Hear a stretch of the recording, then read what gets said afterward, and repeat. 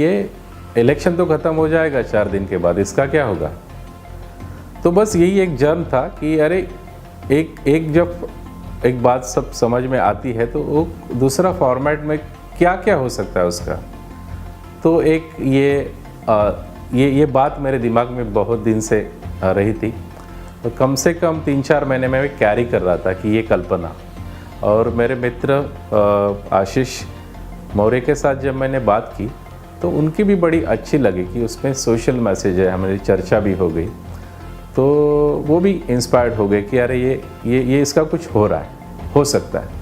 और जब कहानी कौन सी भी एक कल्पना जन्म लेती है अपने दिमाग में, तो एक अपने फॉर्म में लेती है। कभी कभी उसका नाटक हो सकता है, कभी सिर्फ कथा हो सकती है, कभी कभी उसकी उपन्यास हो सकती है, कभी उसकी फिल्म हो सकती है।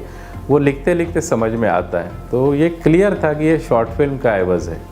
और मैंने उसके ऊपर काम करना शुरू किया और वो कंप्लीट हो गई। मतलब पूरे जो भी कथा के, जो सिनेमा के जो भी सब एस्पेक्ट्स है उसमें, तो क्लियर दिख रहे थे और सब कुछ आ गया। और आने के बाद ऐसा लगा कि ये अपनी कागज़ के लेवल पे अपनी बात पूरी है, कंप्लीट है।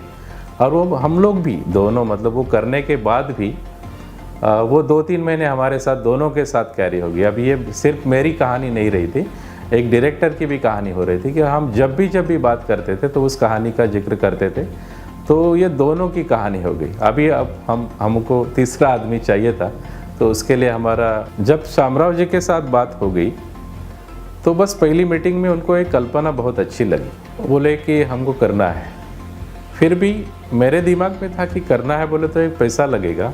वो बोले कि पैसे के लिए आप चिंता मत करो कि ये करना है, आप जो भी करना चाहते हो वो हो जाएगा और आप बजट लेके आओ, कैसा हो सकता है क्या है देखेंगे। जब हम गए तो उसकी एक खासी रकम लगने वाली थी और वो रकम तो शामराव जी ने हमारे पास दे दी। फिर भी वो जो विश्वास होता है कि एक अपना एक फ्रीडम रहता है, वो पूरा अपने साथ छोड़ दिया कि जो करना है करो। ये जो उनका रवैया है पहले दिन से लास्ट दिन तक, फिल्म तो 2-3 दिन में शूट हो गई, उसके बाद भी 5 महीने हम उनके साथ रहे, लेकिन लास्ट तारीख तक उन्होंने एक विश्वास दिलाया कि मैं आपके साथ हूँ और जो होना है वो होना ही है।